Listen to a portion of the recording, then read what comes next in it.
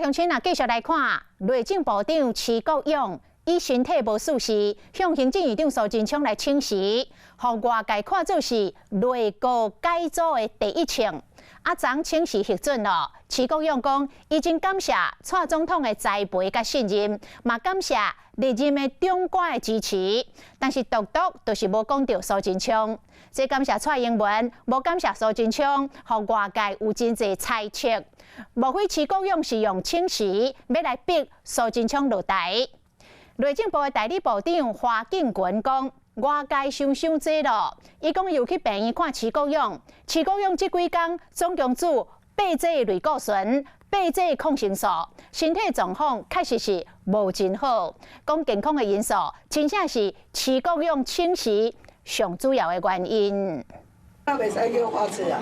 即摆都是花痴，袂使，即摆打你。头一摆以内政部代理部长身份来到立法院内政委员会质询，面对换职务媒体来访问，花敬群嘛是看得出淡薄未自在。你们这样我会紧张的。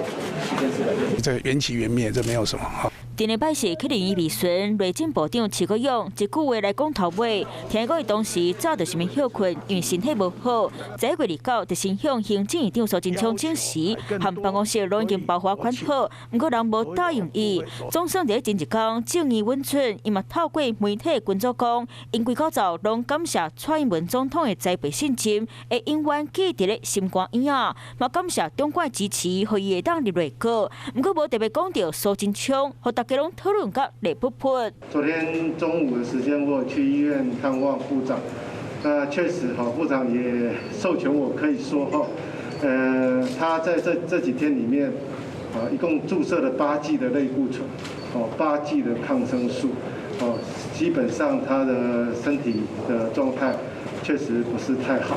8岁徐国勇请辞是为了逼走苏贞昌院长的位，花敬群强调，有影是身体走绝去，徐国勇才会死掉。在医院陪他的时候，他还是讲话的声音还是非常的沙哑，那甚至一直在咳嗽，一直在吐，有痰的这样的一个状态，那休养了2、3天的身体状况还是如此，显然的。